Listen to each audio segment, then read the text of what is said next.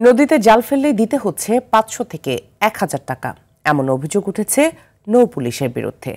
নৌকা প্রতি মাসিক চাঁদা নিচ্ছেন ১০,০০০ টাকা। আবার কোনো কোনো ঘাটে মাছ বিক্রির সময় কেটে নেওয়া হয় পুলিশের ভাগ। আর এসবের ব্যত্যয় ঘটলে জব্দ করা হয় জাল কিংবা দেখানো হয় মামলার ভয়।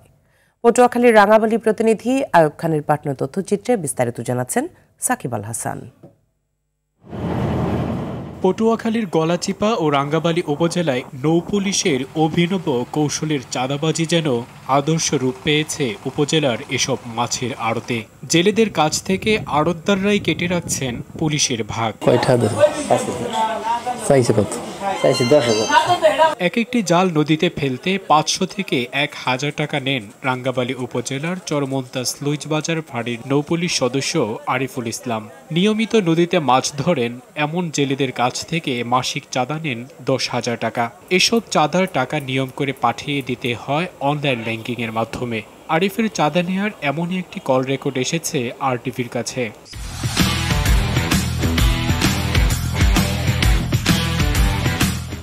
স্যার, আপনি কি আরিফ স্যার? আমার নাম রাকিব স্যার। বিশ্বাস আমরা স্যার ওই চারটা বাজার জাল পাতি স্যার। এখন কয় টাকা আপনাকে স্যার দিতে হইবে? কার কাছে কি করবো? হ্যাঁ, আমার 4টা স্যার। স্যার কয় টাকা দিব স্যার? গরিব মানুষ, বললে ভালো হইতো স্যার। 2,000 টাকা দিব স্যার।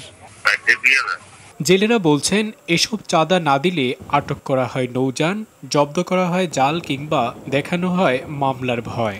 আমরা টাকা না দিলে জাল মাল সব লই যায় পিড়ে আমাকে জিগা এই কই মাছ মাছ ধরতে হইলে তোমাকে এই কয়টা দিতে হইবে, যেমন 5,000 10,000 নৌ পুলিশের টাকা দিতে হয়, না হইলে জাল দুলে নিয়ে ফুটিয়ে আমি একলা দিনে সবাই দেয়। নৌ পুলিশের এমন চাঁদাবাজির কারণে চরমন্তাজ ঘাটে ভিড়ছে না জেলেদের নৌকা। এক সময়ে জমজমাট ঘাট এখন জেলে শূন্য। এখানে আসে না ওই নৌ পুলিশের জন্য। নৌ পুলিশ আসলে তাদের কাছ থেকে ওই চাঁদা আদায় করে। ফাঁড়ি ইনচার্জ বলছেন চাঁদাবাজির কোনো তথ্য নেই তার কাছে। না, আসলে এই বিষয়ে আমার এরকম জানা নেই, বা আমাদের আরিফ এরকম কারো কাছে যাবে বা কোনো করবে, এটা আমার মনে হয় সঠিক না। তারপরে আপনারা বললেন, বিষয়টা আমি খতিয়ে দেখব।